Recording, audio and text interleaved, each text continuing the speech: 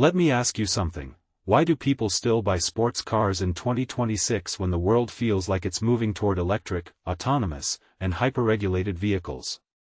Porsche's GT division might have the answer, and it's not what you'd expect. It's not about outpacing Ferrari or McLaren, it's about surviving the bureaucratic maze of modern car regulations. And that's wild because, for decades, the battle for sports car supremacy was all about speed, power, and cornering. Now, it's about staying legal while keeping the soul of a car alive. Here's the thing, Porsche's GT boss, Preuninger, isn't just some engineer tinkering with exhaust systems.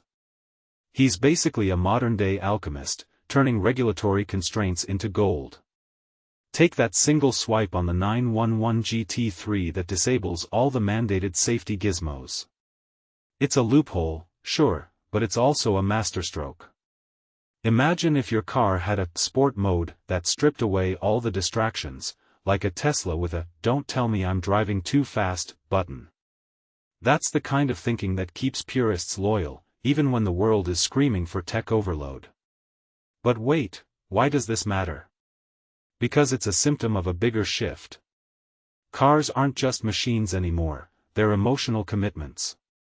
Preuninger's team doesn't just build cars, they build relationships.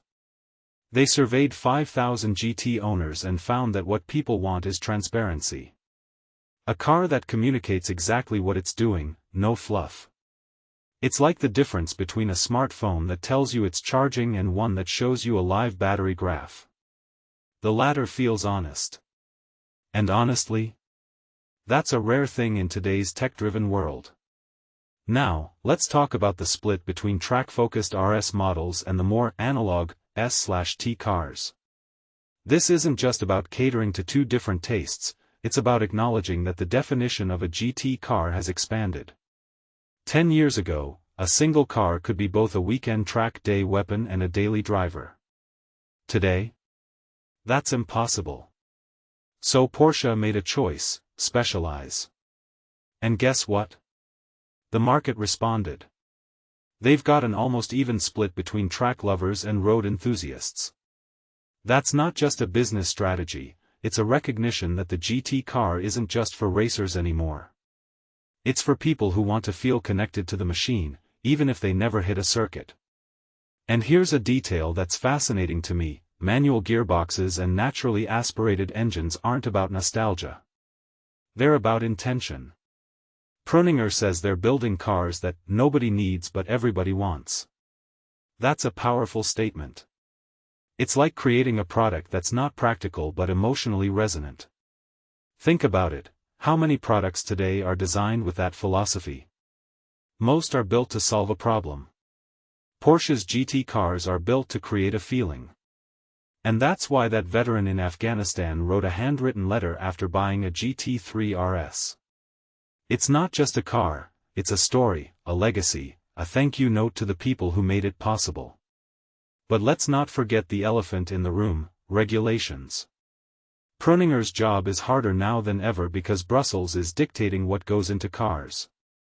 Safety systems, emissions, active tech, it's all coming at them. And yet, they're finding ways to innovate within those limits. The current GT3's development wasn't about chasing more power, it was about redefining what a GT car could be. By sharpening gearing for country roads and cutting weight with the Weissach package, they're proving that sometimes, the best way to win is to rethink the rules instead of breaking them. So, what does this all mean for the future? Well, if Porsche can keep this balance, between regulation, customer obsession, and engineering purity, they might just stay relevant for decades. But here's the catch: this isn't a formula that can be replicated by every automaker. It's a blend of trust, transparency, and a deep understanding of what people truly want. And in a world where want is often drowned out by need, that's a rare and valuable superpower. The next time you see a Porsche GT car, don't just think about its horsepower or lap times. Think about the engineer who spent sleepless nights figuring out how to make it legal, the owner who wrote a letter from a war zone, and the fact that this car might be the last of its kind. Because in the end, it's not about the numbers, it's about the stories we tell through the machines we build.